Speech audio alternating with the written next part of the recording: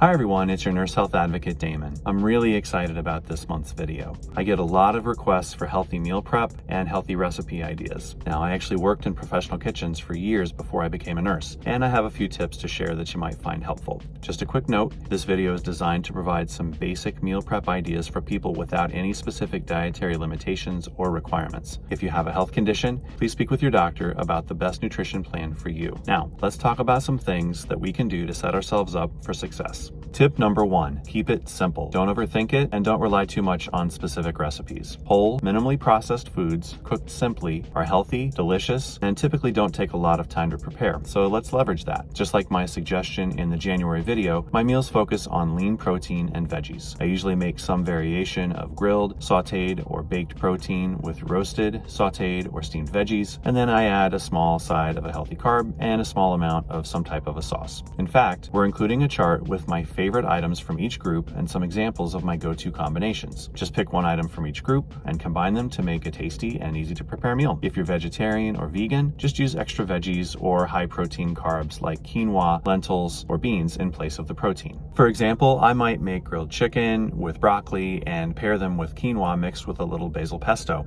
It's absolutely delicious and super easy to prepare, especially if you use boil in a bag quinoa, which only takes about 10 minutes to cook. You don't even have to steam the broccoli ahead of time if you don't want to. It'll steam when you heat everything up. I also like to make a bowl with ground beef, pre-cut coleslaw mix, broccoli, and a little teriyaki sauce. I also add some garlic, ginger, and red pepper flakes for fun, but you certainly don't have to. Just brown the ground beef, drain it, add the spices and sauce, then add the veggies at the end and you're good to go. The veggies will actually finish cooking when you heat it up. And keep in mind that a salad paired with a protein is always a great, easy choice, especially if there's a week where you just aren't feeling it, or if you're especially limited on time. During those times, you can buy some pre-cut lettuce and pre-cooked chicken or rotisserie chicken, and then all you need to do is take a few minutes to put your salads together. In fact, you could even use pre-cooked or rotisserie chicken as your protein in any of the meal combinations and save even more time. Just to give an example, if you use pre-cooked or rotisserie chicken in the dish with broccoli and pesto quinoa, the entire thing would take you about 20 minutes from start to finish to make 5 meals, which brings me to my next tip. Tip number 2, eat the same thing for lunch each day during the work week. I know it's not the most exciting thing to do, but it really saves time when prepping,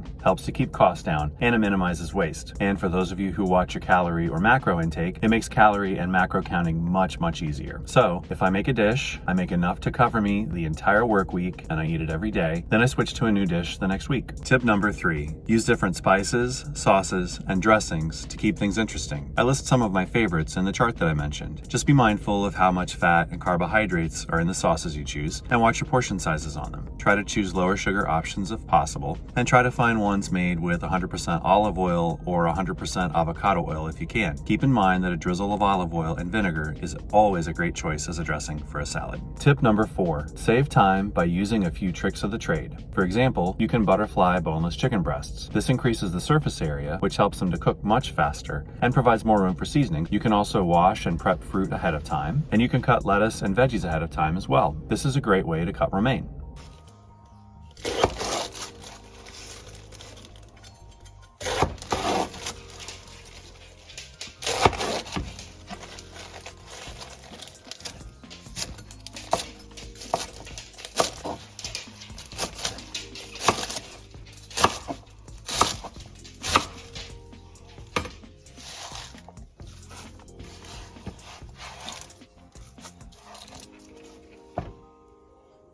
And this is a great way to cut iceberg.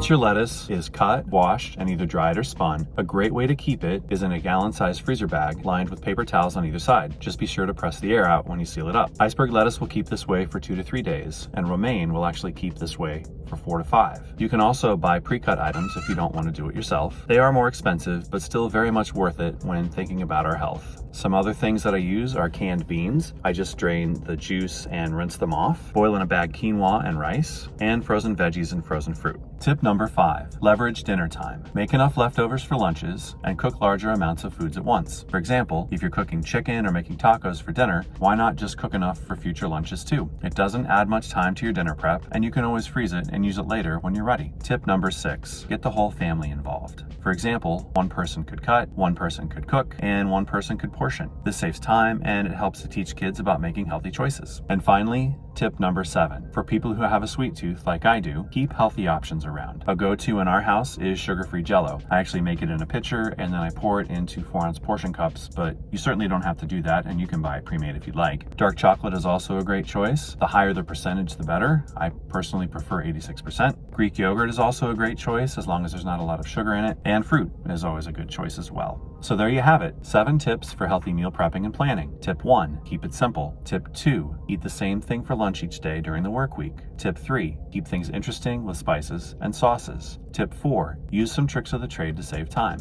Tip 5, leverage dinner time and make larger batches of food to use for future lunches. Tip 6, get the whole family involved. And tip 7, keep healthy options around if you have a sweet tooth. I hope you found this helpful. Feel free to reach out if you have any questions, and take care.